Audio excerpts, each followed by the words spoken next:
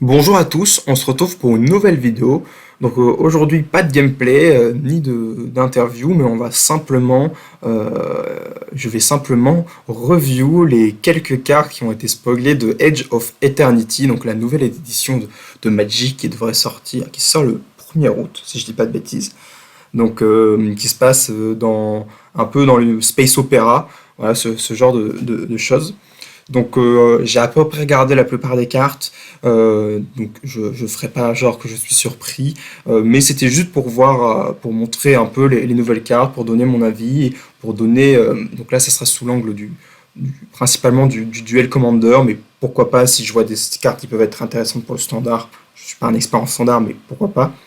Donner mon avis, voir les cartes qui sont intéressantes et les cartes qui ne le sont pas. Donc je vais pas les review une à une, enfin toutes surtout, je vais surtout review je pense les rares, les mythiques et peut-être les Unco qui sont intéressantes, mais, euh, mais sinon on va pas aller plus loin. Il y en a déjà pas mal, je ferai certainement pas tout le set parce que j'aurai pas le temps, mais il y a de quoi faire. Voilà, je sais même pas si je ferai toute la vidéo, tous les spoilers, mais on va aller essayer de faire les plus importants. Donc, on va commencer du début. Donc déjà de très beau land. Voilà, l'univers est vraiment magnifique, hein, c'est vraiment de haute qualité. En premier lieu, Tézéret, Cruel Captain. Donc c'est un Walker à 3 qui arrive avec 4 de loyauté et qui est mythique et qui est incolore aussi, très important, et qui a un passif qui dit que lorsqu'un artefact arrive sous notre contrôle, il gagne un counter loyalty. Son 0, c'est on dégage un artefact ou une créature, et si c'était un artefact créature, on lui met un marqueur +1/+1 dessus. Son -3, on va chercher un truc qui coûte 1 ou 0, et on le met dans notre main. Et son -7, on gagne un emblème avec, au début du combat pendant notre tour, on met 3 marqueurs +1/+1 sur une créature, un artefact, euh, non, sur un artefact qu'on contrôle, pardon, pas une créature. Et, euh, et si c'est pas une créature, il devient une créature. 0-0. Globalement, si c'est des tokens qui sont rien, ça devient des 3-3. Et si vous avez des créatures artefacts, et ben elles deviennent plus grosses, du style, je sais pas moi, quelle créature artefact est joué en duel commander. Un Bomat, je sais pas moi, vous aurez l'idée de jouer un Bomat courrier dans votre deck Tézéret. Enfin, vous voyez Tézéret, improbable, hein, mais possible. Hein. Voilà, j'ai envie de dire. Un Bomat qui serait donc 4-4, incroyable. Voilà pour ce petit Walker. Qu'est-ce qu'on en pense? Je pense pas que ça soit broken. Évidemment, si ça l'est, j'ai mal vu. Mais je pense pas que ça soit broken. C'est bien dans l'échelle artefact, mais en duel commander, on n'en a pas des masses. Euh, Peut-être qu'à force de donner du jus à ce shell, on aura un bon deck artefact en duel commander. Pour ce qui est du standard, il y a peut-être moyen de faire des petits trucs, mais en soi, son ultime est pas broken et son -3 en standard, il n'y a pas grand chose à aller chercher de vraiment très fort. Cependant, en duel commander, là où il pourrait avoir sa place, ça serait dans l'échelle combo du style Team Ravos qui pourrait aller plutôt Shuko ou d'autres artefacts qui coûtent moins cher. Est-ce qu'il y a d'autres trucs en combo de bien à aller chercher? Je suis pas sûr. À part ça. Peut-être dans Moto, il y a un monde où Moto, Flameware pour ceux qui ne savent pas, qui est la 2-1 Rakdos qui quand elle tape, bref, Transformers. Il y a un monde, ça nous fait un Walker qui va nous chercher un artefact à 1, qui met des marqueurs sur notre moto. C'est pas absurde en soi de mettre des marqueurs. Pourquoi pas? Pourquoi pas? On joue un peu une shell artefact. Il y a peut-être un monde je sais pas s'il y a des artefacts vraiment forts à mana ou à 0 dans, dans Flameware. On pourrait aller chercher des wobbles pour piocher, ce genre de choses. Il y a des trucs à faire. Donc, ce Tezzeret, il est intéressant sans être broken. On va mettre une note. Tiens, j'ai décidé de mettre des notes. Donc, pour du DC, on va dire que c'est ok tiers. C'est pas broken, ce sera pas staple de tous les decks. Mais c'est ok, donc 6,5. Allez, 6,5 sur 10. The Sherima, 3 mana, un vaisseau spatial. Un vaisseau spatial, c'est comme un véhicule, mais en moins bien. Pourquoi je dis que c'est moins bien? Parce que je pense que ça l'est. En gros, il se pilote pas en engageant des créatures en une fois, mais il se pilote sur le long terme. Globalement, vous engagez une créature de force 3 durant votre tour, c'est qu'en rituel. Vous lui mettez 3 marqueurs charge dessus, et quand il a son nombre de marqueurs charge qui est validé, donc ici 7, et ben ça devient enfin une créature. Du coup là, globalement, il vous faut un drop 2 et un drop 4, genre si vous le carvez tour 3, pour le transformer en 5-5. Celui-là, c'est le moins pire de tous, je dirais. C'est une 3-3, enfin c'est une 5-5 vol quand il est animé, qui, quand il arrive, va tuto une bête légendaire, et qui, quand il est animé également, donc il a vol, et les créatures légendaires engagées qu'on contrôle ont l'indestructible. Donc pour Yoshi, c'est faiblard, on va pas se le cacher, mais pour pour Felia, un drop 3 qui va chercher un drop légendaire, puis Felia Blink, puis un autre créature légendaire. Je sais pas s'il il y a assez de bonnes créatures légendaires dans Felia, mais je me rappelle plus de la liste. J'ai pas de souvenir une bête légendaire qui est vraiment forte. Si, Toby c'est bien. Surtout que ça le pilote plutôt convenablement.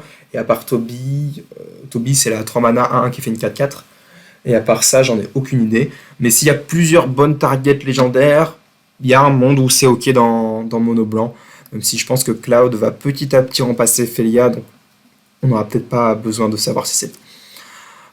Kilo qui est 3-3 pour 3, Jeskai, Haste, qui quand il devient engagé on prolifère.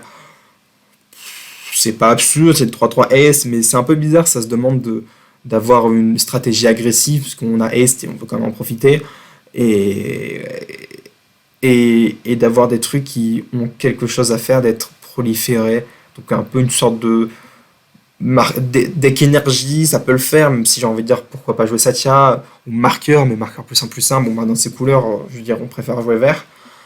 Donc je sais pas où ils vont avec cette carte, bon ça c'est pour du Commander multi, mais est-ce qu'en DC c'est intéressant? Je ne pense pas. Ça je vais même faire l'effort de lire cette carte, je pense que c'est injouable. On a des Shockland, on les a tous imprimés, ils ont tous été réédités, donc c'est très très cool. Voilà, donc au moins un bon truc à les packs dans ces boosters. Ça, je pense pas que ça soit jouable, mais quand une créature qu'on contrôle meurt, chaque adversaire exile une créature qu'on contrôle. Et ensuite, s'il n'y a plus de créature adverse, et ben on le sacrifie. On prend une des cartes qui a été exilée par lui-même, le trou noir là, et on le met sur le champ de bataille sous notre contrôle, avec 2 marqueurs plus 1 plus 1. Donc en multi, évidemment que ça va être assez énervé de dire chaque room board vous exilez 6 créatures chez vous. Mais en DC, est-ce que c'est intéressant? Quel genre de deck vous jouez? Et ben, je sais pas. Voilà, en deck sacrifice, il n'y a que Amalia Lurus qui est acceptable, et comme le nom l'indique, il joue Lurus, donc c'est injouable. Donc je pense pas que ça soit très très bien. Bon, ça c'est Nico. Ça, nouvelle mécanique entre l'aventure et l'évoque, donc Warp. En fait, on peut payer sous coup de Warp, mais à la fin du tour il dégage. Sauf qu'il dégage en exil, et et on peut le rejouer depuis l'exil. C'est une sorte de semi-aventure. Et lui, c'est 4 mana en Warp, là, qui, quand il quitte le champ de bataille, on pioche une carte, et on met un permanent avec une valeur de mana inférieure ou égale au nombre de landes qu'on contrôle depuis notre main dans le champ de bataille engagé. Donc, globalement, vous payez 4. Quand il quitte le champ de bataille, vous piochez une carte, et vous allez vous mettre votre drop 4 sur le board, et plus tard, quand vous jouerez pour 6, vous avez une 7-5 qui, quand elle meurt, vous allez jouer un truc qui coûte 6. Bon, autant vous dire qu'il faut un drop 4 et un drop 6 pour que ça soit bien.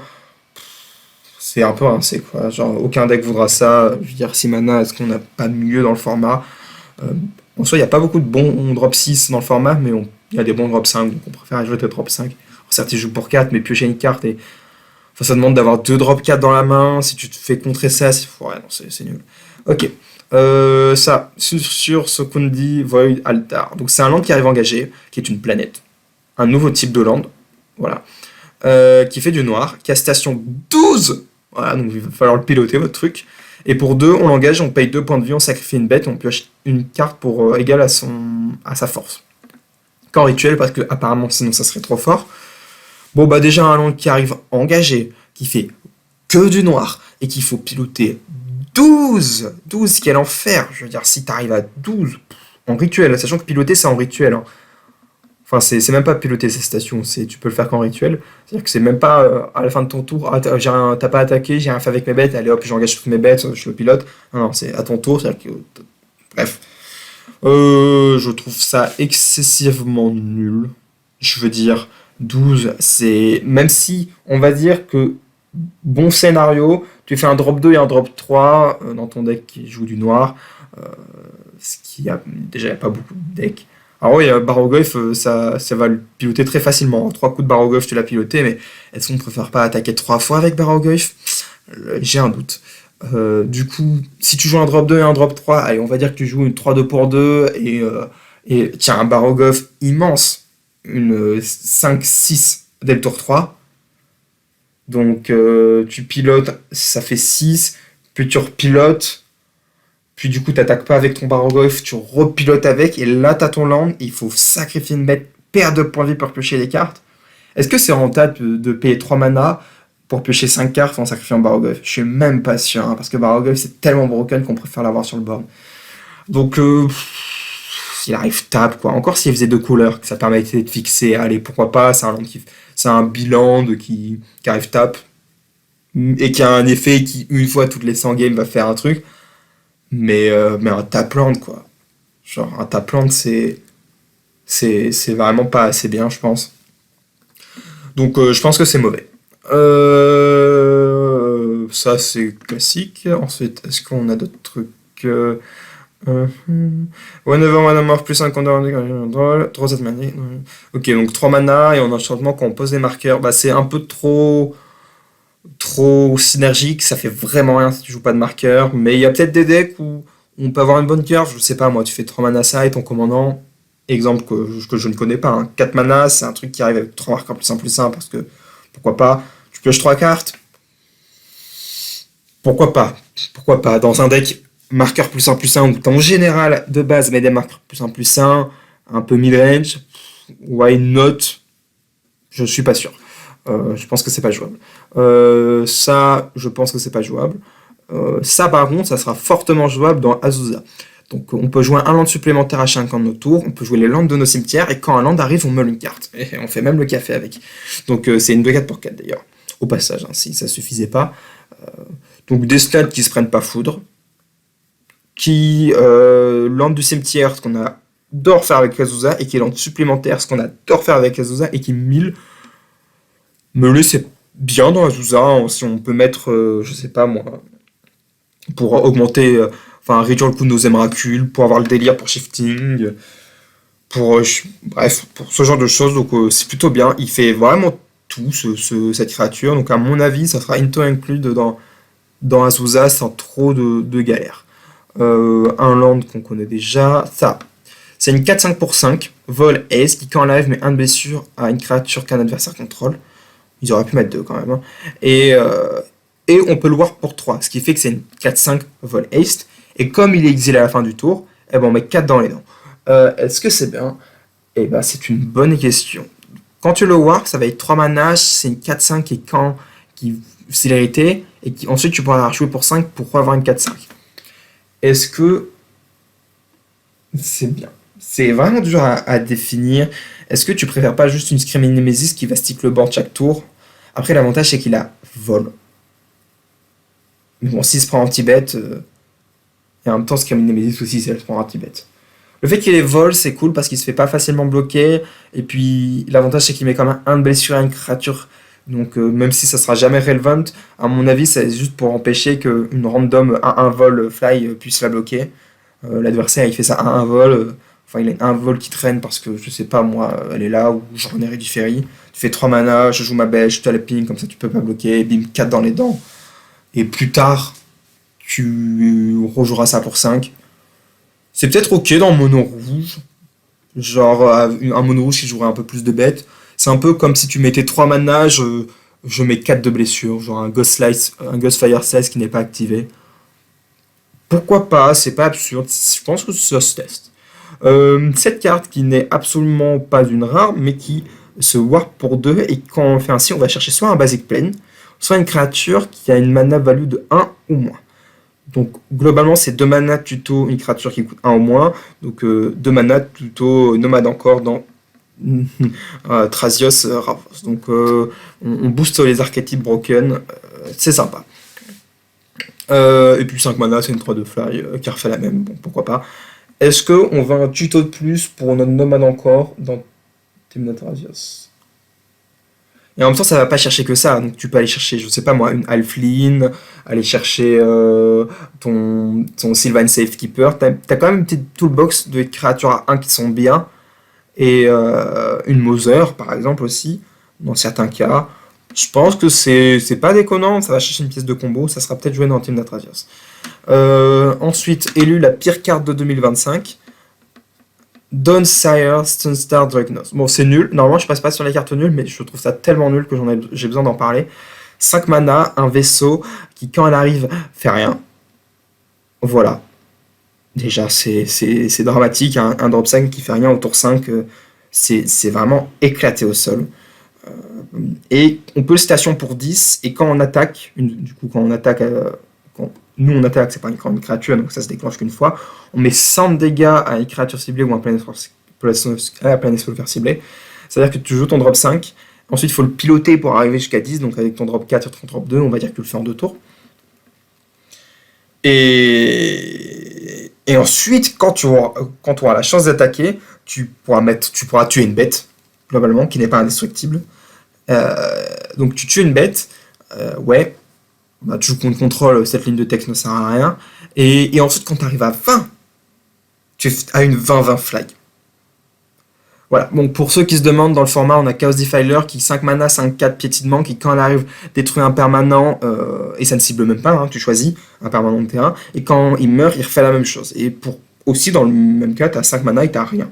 Donc cette carte est désastreuse. Le seul moyen où c'est joué, c'est qu'ils aient détruit une carte random qui dit ouais, les vaisseaux spatiaux qui arrivent, enfin les vaisseaux spatiaux qui arrivent sont directement full chargeur énergie là, full marqueur charge, et du coup ils ont haste.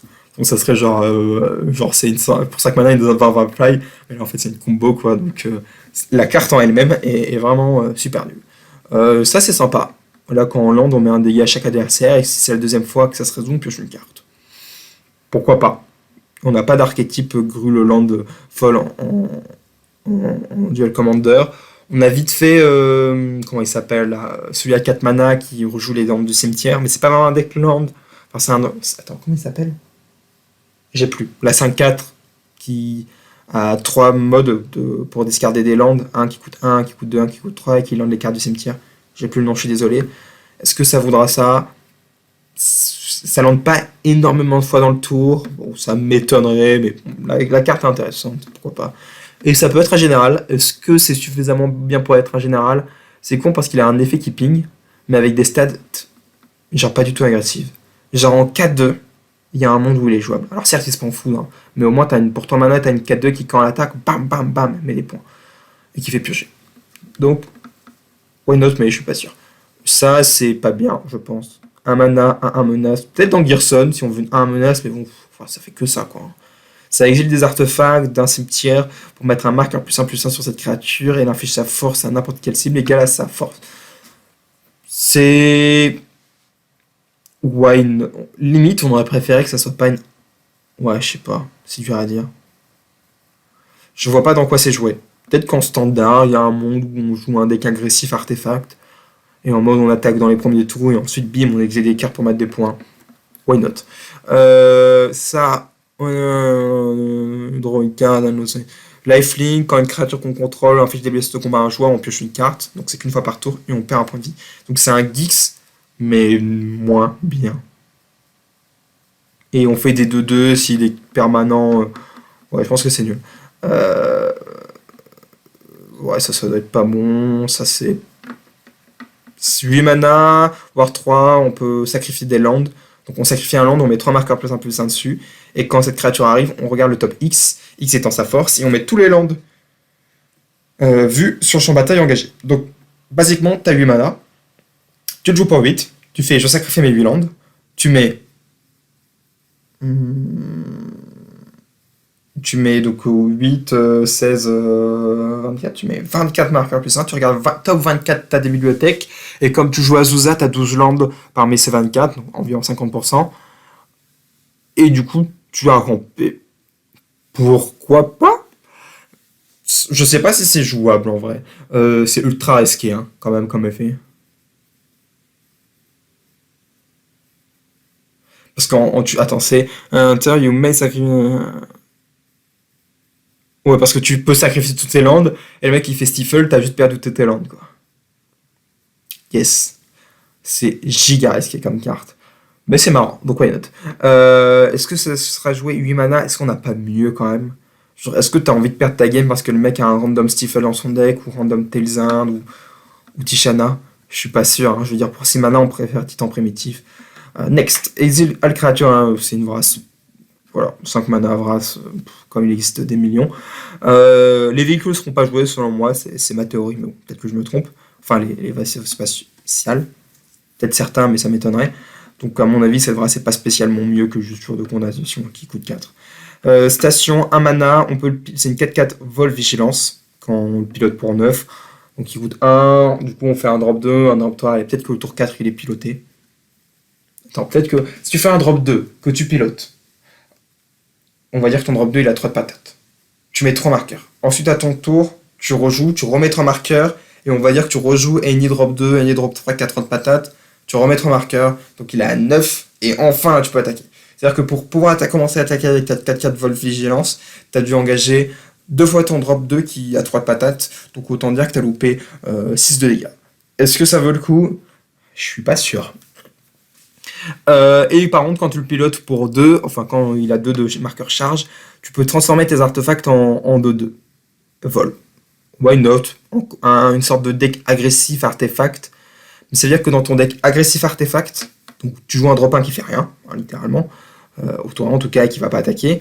Ton drop 2 qui a dans ton deck agressif, tu voudrais quand même qu'il attaque. Et ben tu vas devoir piloter, il faut que tu joues des artefacts. J'ai l'impression qu'il faut le bout du monde. C'est genre un deck artefact agressif, sauf que cette mécanique là de station, c'est la mécanique la moins agressive de la planète. Donc en fait je comprends même pas le design de la carte.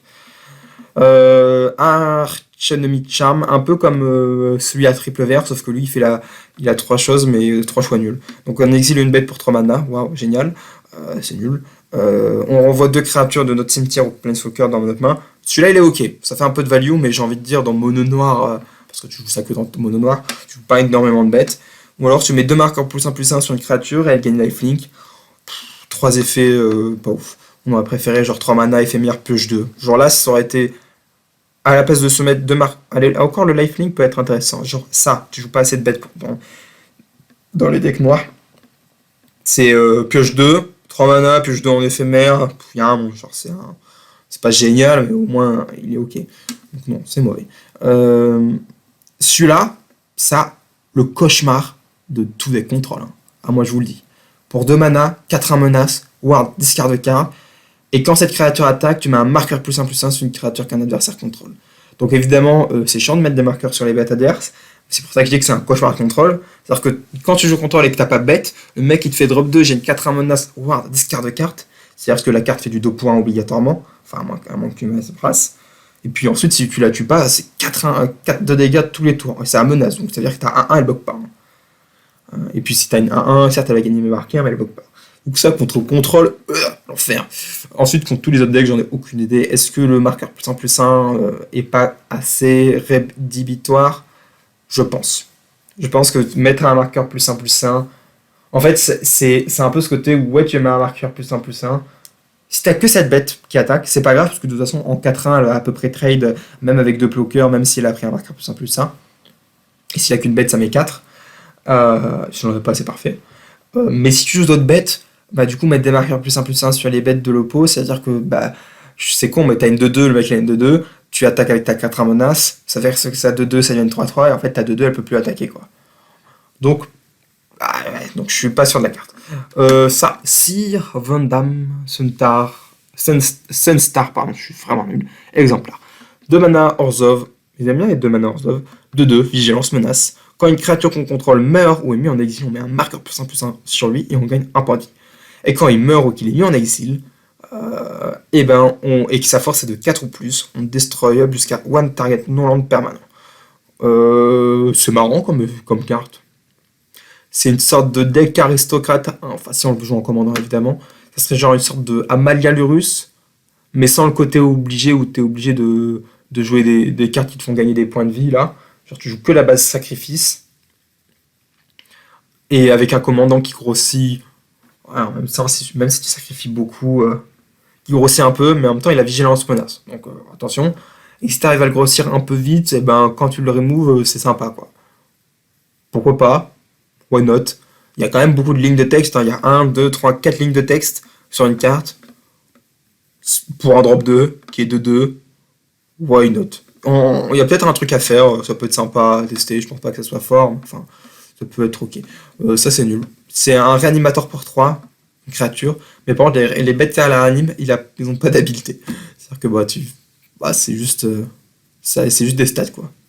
Et il faut que ça passe le tour. Et c'est une 2-3 pour 3, dans un format où il y a Bolt. Voilà. Ensuite, pour 2 mana, une 0-1 qui arrive avec un marqueur +1/+1 pour le nombre de mana qu'on a dépensé. Donc c'est forcément une 2-3 pour 2 avec piétinement. Et voilà, c'est déjà pas mal. Et parfois on peut même la casser pour plus cher pour avoir une 4-5 pour 4. Et quand on attaque, on peut remove un marqueur +1/+1 sur jusqu'à 2 créatures qu'on contrôle. Si on fait ainsi, on pioche une carte et on crée une 2-2. Qu'est-ce qu'on en pense? Bah c'est Selesnya, donc c'est dommage, hein. Selesnya c'est nul par essence. C'est pas moi qui le dis, c'est les lois de Magic. Mais c'est marrant comme effet. C'est juste marrant. Ça marche bien avec la carte là de tout à l'heure où tu pioches des cartes en fonction du nombre de marqueurs. Genre tu fais 3 mana et ça te drop 4, bim, tu pioches 4 cartes. Et là t'es content. Et dans un deck, en fait ça serait un sorte de deck marqueur. Un peu, je le vois un peu en mode 8 beer stacks, genre tu joues toutes les bêtes un peu chiantes qui ralentissent le pot, qui sont bien dans ces couleurs, donc toutes les créatures blanches qui disent on peut pas Batalia, ce genre de truc, ce truc méchant. Pareil pour les cartes vertes, genre notamment la carte juste à côté, que je viendrai juste après. Ça peut faire un deck un peu aggro, un peu aggro midrange, genre Death and Taxes, hein, tout simplement, avec un sous-thème marqueur. L'avantage de cette créature, c'est que c'est un drop 2, c'est une 2-3 pour 2. Si t'as un drop 2, donc tu peux le jouer pour 3 pour avoir un drop 3. Si t'as pas de drop 3, si t'as pas de drop 4, tu peux le jouer pour 4. En fait, il est super bien dans la curve. Genre, bon, tu le joues pas pour 1, mais tu peux le jouer pour 2, 3, 4, 5, 6, et il est jamais mauvais il est toujours cool. Genre, en fait, il remplit ta curve. Donc, en vrai, c'est intéressant. Genre, dans un deck marqueur et de bien, pourquoi pas? Pas sûr que ça soit broken, pas sûr que ça soit même juste fort, mais il y a peut-être un truc à faire. Ensuite, ça c'est l'anti-blue originel, 2 mana, 3-2. Ce spell ne peut pas être contrecarré, piétinement, célérité. Ce spell, les créatures que tu contrôles ne peuvent pas être contrecarrées, et les créatures et les combats de dommages ne peuvent pas être prévenus. Alors la carte, c'est vraiment la carte de haineux qui dit j'en ai marre, qui joue de la chasse, qui compte mes bêtes, et voilà quoi. Donc globalement, c'est vraiment c'est marrant. Donc c'est quand même vachement ok. C'est juste dommage le double vert, mais une 3-2 Ace pour 2 qui dit que tout est incontrable, qu'il y a piète, qui blessure peut pas être prévenu. Genre, c'est fine, non? Genre si tu joues un deck agressif vert, par exemple dans le deck juste à côté là. Genre tu fais ça tour 2, ton commandant tour 3, tu sais qu'il va pas être contrecarré. L'avantage, c'est que c'est double vert. Donc, en vrai, il y a même un monde où genre, tu peux le tuto sur Kensan Zenith, ce genre de choses à la con contre les decks qui voudraient être méchants et contrer tes spells. Tu peux le tuto contre les gens qui voudraient empêcher les blessures de combat, genre style Azusa. C'est genre une créature agressive qui va répondre à des situations un peu chiantes qu'on a tous connues en Duel Commander. Donc, je valide. Je pense que c'est une bonne carte. En tout cas, si ça trouve un deck, ça sera bien dans le deck. Ça c'est nul. Voilà. C'est genre une Endearing Curiosité, mais sans. Ah ouais, non, c'est différent. En gros, c'est comme Endearing Curiosité, sauf que au lieu de piocher qu'une carte par bête, tu pioches autant de blessures par bête. Sauf qu'il a pas flash, qui coûte 4, mais qu'ensuite il faut le repayer pour 7. Autant vous dire que. Voilà quoi. C'est juste du gras pour du gras, autant jouer la 4-3 flash. C'est beaucoup mieux. On détruit toutes les créatures avec. Ouais, ça c'est juste une mauvaise race. Ouais, ça c'est juste nul, je pense. Bon, encore un vaisseau. Quand il arrive, destroy target non créature permanent. Bon, il coûte 8 Osef. Et en fait, c'est une race pour 8.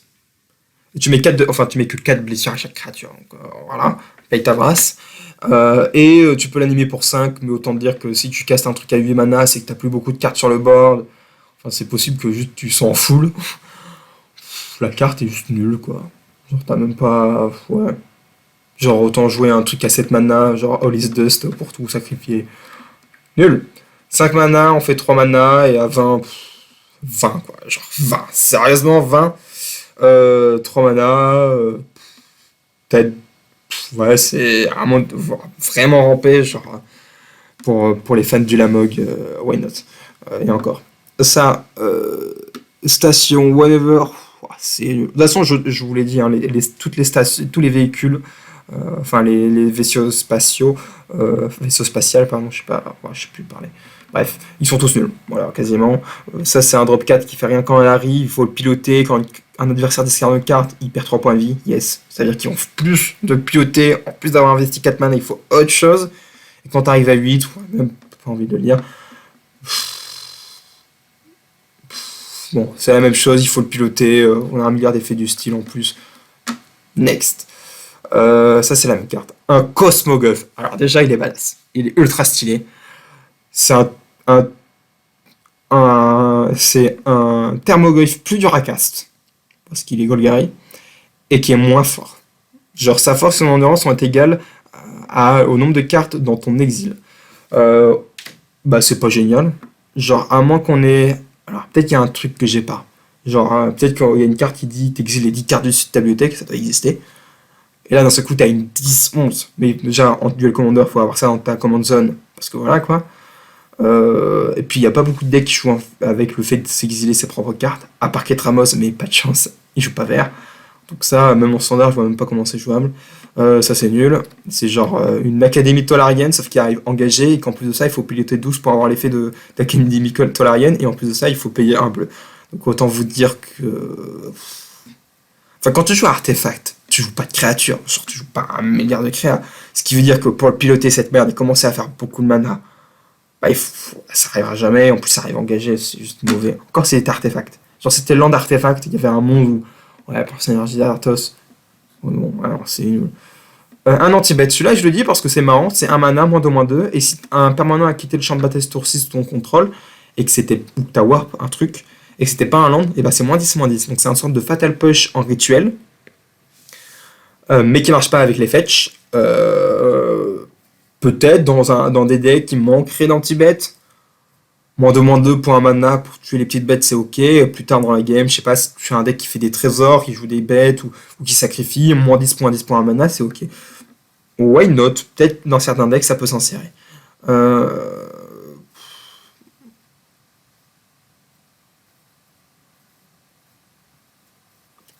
Chose 1, bon, c'est une phrase qui coûte beaucoup trop cher. When this creature enter, draw a card, as long you have one. Si t'as moins de. Si t'as une carte au moins en main, quand une carte te dit de piocher, tu pioches autant de cartes plus un à la place. Donc en gros, si tu fais 2 mana et que tu n'avais plus de cartes en main, tu pioches 2, ou un, je veux dire une seule carte en main. Mais sinon, c'est 2 mana, je pioche une carte et rien. Ensuite, c'est 5 mana et je pioche une carte. C'est un cantrip.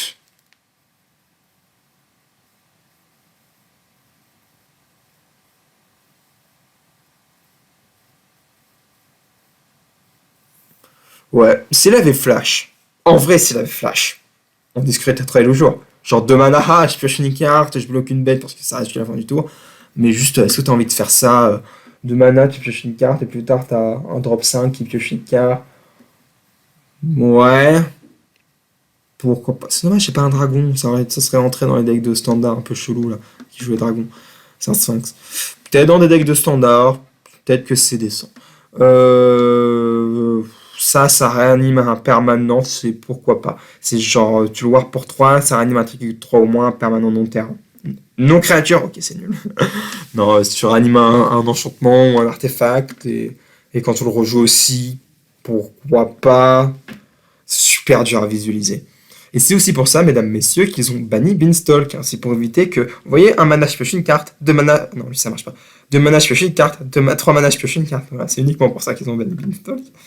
Et aussi parce que c'était broken. Ça, c'est une carte de multi, hein. Quand tu fais des tokens, tu doubles.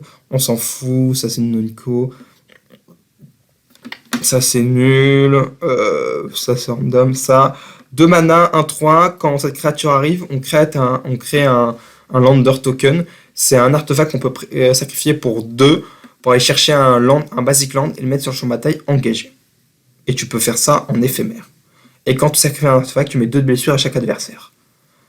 C'est sympa. Mais bon, c'est 2 mana, puis ensuite il faut payer 2 mana pour sacrifier, mettre un land. Ouais, c'est trop. En fait, ça va dans la stratégie des decks grules agressifs. Sauf que c'est des stratégies. Parce que tu mets des dégâts quand tu sacrifies des artefacts. En plus, du coup, j'ai l'impression. Pourquoi c'est le seul à jouer avec des artefacts alors que dans la stratégie. Enfin, dans la stratégie, je joue pas avec les Arthos. Bon, bref. Du coup, bah, cet effet, tu vas le faire une fois, quoi. Euh, la carte est marrante, mais bon, encore un 3 pour 2 alors que tu joues une carte agressive. C'est trop bizarre. Genre, ça serait une 3-1 pour 2, là on discute. Genre, tu fais une 3-1 pour 2 qui va mettre 3 au tour d'après, qui ensuite va te chercher ton land drop. Voilà, on aurait discuté tous les jours, mais un 3. Next. Ça, you may put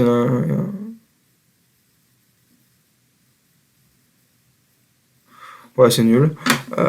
J'ai même pas envie de continuer. Ensuite, 2 mana, 2-2. Quand les artefacts que tu contrôles sont des foods en plus de leur autre type. Et on peut sacrifier une food en payant 1 et l'engager, donc on sacrifie n'importe quel artefact, pour mettre 3 de blessures à chaque adversaire. Et à ton étape de fin, si tu as gagné des points de vie ce tour-ci, tu le dégages. C'est intéressant, dans un deck artefact agressif, payer 1 mana à l'engager pour mettre 3 blessures à chaque adversaire, enfin à ton oppo, tu peux vite mettre des tartes. Hein. Genre c'est une bolt à chaque tour si tu joues pas mal d'artefacts. Pourquoi pas? Pourquoi pas? Pourquoi pas? Bah, c'est dommage, j'ai fait pas d'artefact quand il arrive, mais pourquoi pas? Bon, certainement qu'en standard, mais why not? Je vois pas d'autres maisons. Ça, c'est nul. Bon, ça c'est ok. Ça c'est 4 mana qui fait rien quand il arrive. Ouais, c'est pas possible. Ça c'est pas possible. Ok, on passe sur les cartes misérables. Ça, c'est pour 2 une 0,4 qui a X de force, X étant le valeur de mana le plus fort parmi les artefacts que tu contrôles. Donc si tu joues, je sais pas moi, un Mir qui coûte 7 pour 0, t'as une 7-4. C'est tout pour 2 mana. Voilà. Sinon, c'est pour 2 mana une 0,4. Hein. T'as que ça, c'est nul. Donc, giga gaze. Ça, c'est marrant. Pour 2 mana, un 3 vol. Quand un land arrive, tu peux transformer quelque chose en 3-3. Et si t'as 6 lands ou plus, à la place, tu le transformes en 6-6. Donc, ça serait dans un archétype Simic Land. Déjà, paye ton archétype, il va falloir le trouver, parce qu'il n'existe pas en Duel Commander, mais pourquoi pas en standard, genre tu joues ça, tu joues genre des trucs qui augmentent, tu joues tes murs par exemple, là, pour avoir tous les créatures rouges, qui ont aussi les effets de land, et bim, tu fetch, double fetch, t'as 6 land, bim, 6-6, 6-6, avec tes 2 bêtes. Ah, lui, il peut vite devenir débile, hein. Il peut être marrant en tout cas, j'aime bien. Bon, pas en Duel Commander, il n'y a pas de maison, mais bon, s'il y en a une, ça peut être sympa. Destroy, encore une Vrasse. Genre, il y a combien de Vrasse? Et en plus, c'est Samuel, Osef, ça, on s'en fout. Des reprints de land, genre, ils ont reprint tous les lands de la planète.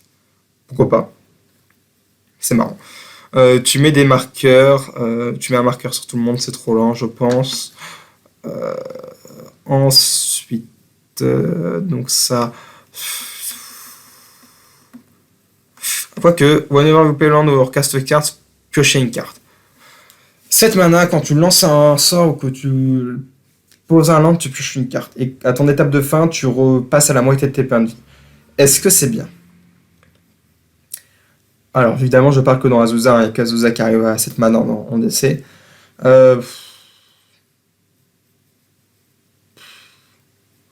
Ouais, c'est nul, hein. Parce que si tu veux jouer plein de spells, tu joues Baby. Sauf que si tu joues Baby, t'arrives jamais à 7 land. C'est nul.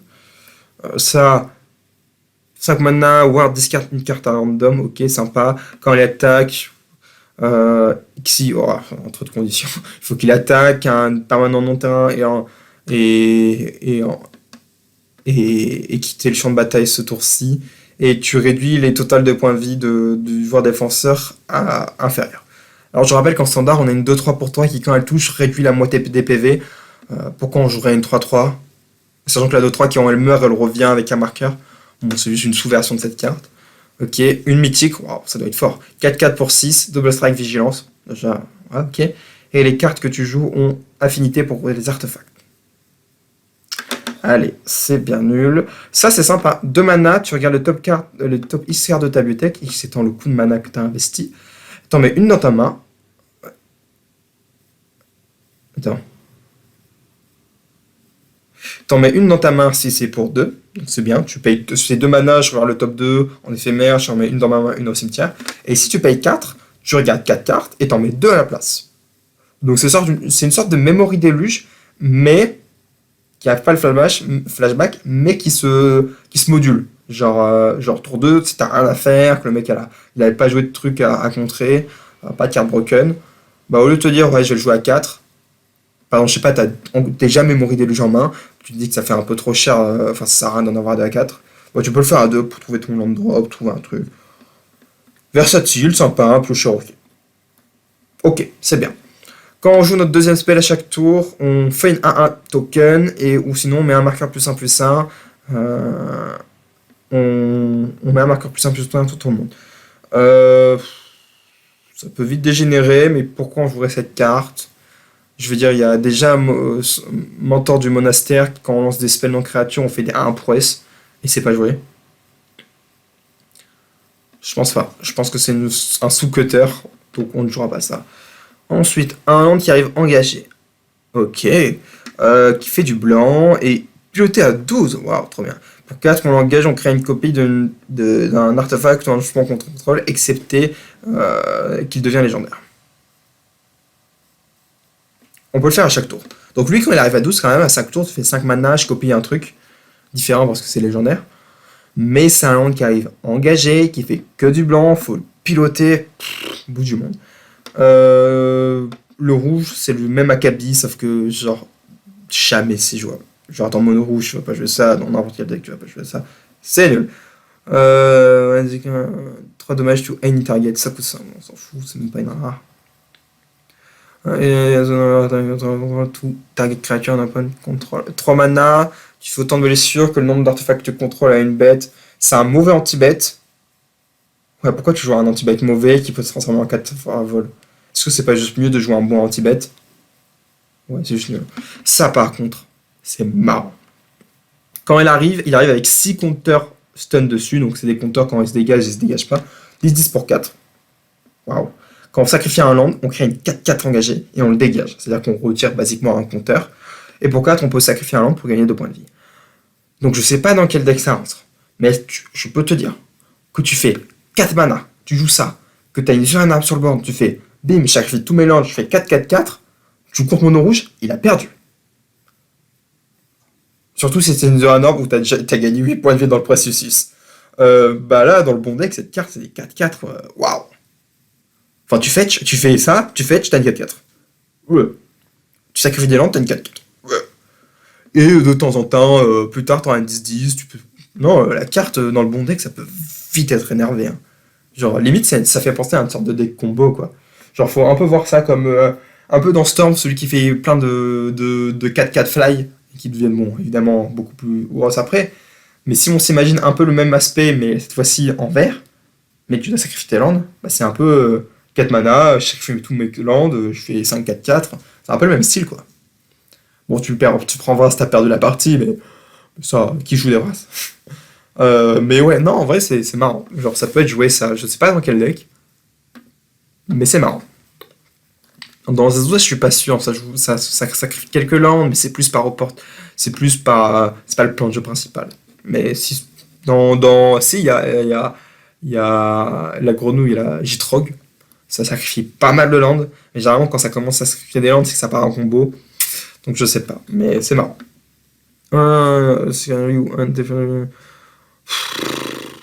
c'est nul. Ce land, il est sympa. On l'engage. Déjà, il arrive dégagé. Donc déjà, c'est un bon land. On paye un point de vie, c'est chiant. On met un marqueur pour faire du mana noir. Et on met un marqueur hatching dessus. Et quand il est mis au cimetière depuis le champ de bataille, pour chaque marqueur qu'on a mis dessus, on fait une 1-1 vol. Donc c'est un land. Alors certes, tu vas ping tous les tours.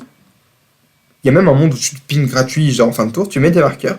Mais si tu le sacrifies, parce que tu joues une stratégie sacrifice, bah je sais pas moi, genre on va dire que tu l'as joué tour 1, que t'as lancé. Genre tu l'as engagé à tous les tours, parce que de toute façon, soit tu lances des spells, soit tu l'engages dans le vide. Donc au tour 5, tu le sacrifies, t'as 5-1. Alors c'est que t'as perdu 5 points de vie. Mais sur les match-ups, c'est pas si important que ça.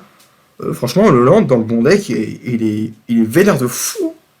Alors certes, il faut payer des points de vie. C'est un peu ça le problème. Mais genre, si tu joues une stratégie land qui, je sais pas moi, en duel commander, si tu joues genre sur un orbe, genre tu vas gagner des points de vie. Enfin, genre un orbe, c'est peut-être pas le bon exemple. Genre, en tout cas, si tu joues dans le même package que le ballot, par exemple, Golgari, sacrifice de land, bah en sacrifiant des landes, tu vas gagner des points de vie, du coup, les points, tu t'en fous un peu, non? Genre, tu joues Glacial Chasm et tout. Genre, tu peux même un setup où genre, tu joues Glacial Chasm, et une fois que t'as fini, enfin, tant que tu surveilles le plus longtemps possible, et ensuite, bim, tu te sacrifies, tu fais 20-1 au bout de 20 tours. Ouais, bon, c'est peut-être un peu long, mais elles ont fly quand même, hein. Donc, ouais, non, le land, il est marrant, il est cool. C'est peut-être jouable, ça. Je sais pas dans quel deck, mais c'est bien. Quand on sacrifie un token, non token permanent, on exile le. euh, ouais, c'est particulier. On sacrifie des non-tokens permanents, on exile les top cards. C'est trop bizarre. C'est peut-être ok. Aucune idée. Ça fait de la value, mais c'est une carte de combo, j'ai l'impression. Je sais pas l'impression que ça soit bien. Ok, nul. Voilà. C'est un mana rien, il faut. C'est genre c'est une exploration, mais il faut avoir une bête pour que ça marche. Genre, tu joues ça dans Azusa, il faut crew 3 fois avec Azusa. Ouais, c'est juste nul. Ça, nos lands arrivent dégagés, et quand on attaque, on crée un lander token. Pourquoi pas? Le fait que les lands arrivent dégagés, ça peut vraiment faire des bêtises, hein. Genre dans Azusa, il y a des boonslands qui font 2 mana qui arrivent engagés, du coup, ça arrive pas engagé. Et quand t'attaques, tu fais un lander, tu vas chercher ton basique. Pourquoi pas? Chaque joueur choisit 6 landes et sacrifierait si on met 6 blessures à chaque créature, encore une phrase. On arrive au bout. Oh, stylé. Et enfin, pour aller dans notre Golgari sacrifice de land, 3 mana, 1 vol. Quand tu sacrifies un terrain, tu crées une. Ah, mais c'est pas. Ah, mais ça, c'est les extensions Commander, c'est pas. Oui. Eh, c'est con. Du coup, je disais, ouais, en standard et tout. Pas du tout. Pas de standard. 3 mana, 1 vol. Quand on sacrifie un land, on crée un copie de lui si on a 7 terrains au plus dans notre cimetière. Sinon, on crée juste une 1-1 vol. Ça veut dire que lui, dans une stratégie sacrifice de land, tu le joues. Tu fais, ok, j'ai 4 lands, je sacrifie mes 4 lands. Du coup, j'ai 7 terrains au cimetière parce que je joue une stratégie où je sacrifie mes lands. Je fais une 1-1 qui me copie de lui-même, puis une 1-1 qui me copie de lui-même, puis 8, puis 16. Tu sacrifies tes 4 lands, tu as 16 1-1 vol, qui sont des copies de lui-même, hein, c'est-à-dire qu'il faut toutes les removes, sinon c'est un enfer. C'est littéralement un Scud Swarm, mais un Scud Swarm inversé, qui a vol. Bon, tu t'en branles, hein, généralement, parce que Scud Swarm, généralement, ça fait. T'as 3000 Scud Swarm, donc qu'ils aient vol, pétinement, ou peu importe, tu t'en fous. Mais, ça joue pour mot. Tu peux attaquer. Waouh, insane. Mais pourquoi pas, la carte est marrante. Genre, encore une fois, dans un Golgari sacrifice de land. Donc, ils essayent de pousser. Donc, il doit y avoir un commandant qui est autour de ça. Donc, ça, dans un Golgari sacrifice de land, c'est bien. Ça aussi, ça aussi. Donc, 3 payoffs, j'ai envie de dire. Il y a peut-être un truc à faire, surtout avec le truc qui permet de rejouer les landes du cimetière. Pourquoi pas? Donc, et ensuite, on a des random lands qui sont édités dans le Commander, parce que il faut bien une mana base. Voilà, voilà. Donc, voilà tout pour cette première fournée de Age of Eternity. Moi qui pensais qu'on allait avoir des vaisseaux spatials vraiment stylés, qui allaient être bien et tout, ils sont tous nuls. globalement, hein, franchement, à part le blanc qui est ok tiers, tous les autres, il n'y a aucun monde, même en standard, hein, je vois aucun monde où ils sont joués. Beaucoup trop lent, je veux dire, waouh, vraiment trop lent. Donc c'est dommage, hein, le nouveau type, enfin, nouveau type de carte, nouveau sous-type de carte qui n'est pas jouable selon moi. Par contre, les mécaniques autour, Lands encore, pourquoi pas? On a un sorte de Lands agressif avec Grul et un Lands cimetière avec Golgari, donc why not? Peut-être une base jaune, land, sacrifice. Il y a peut-être un truc. Qui sait? Je sais pas s'il y a un commandant pour, mais why not? En tout cas, il y a du bon jus pour soutenir l'archétype euh, si il existe. Donc, ouais, finalement, c'est pas du tout les vaisseaux qui me hype dans cette extension, mais bien les random insectes sur les planètes. Donc, voilà, voilà. Et c'est un. En tout cas, merci d'avoir regardé cette vidéo jusqu'au bout. J'espère que le format vous a plu. Euh, c'est nouveau pour moi. Je sais pas si ça intéressera des gens, mais bon, je trouvais ça marrant, donc je l'ai fait. Merci d'avoir regardé la vidéo et je vous souhaite à tous une bonne journée.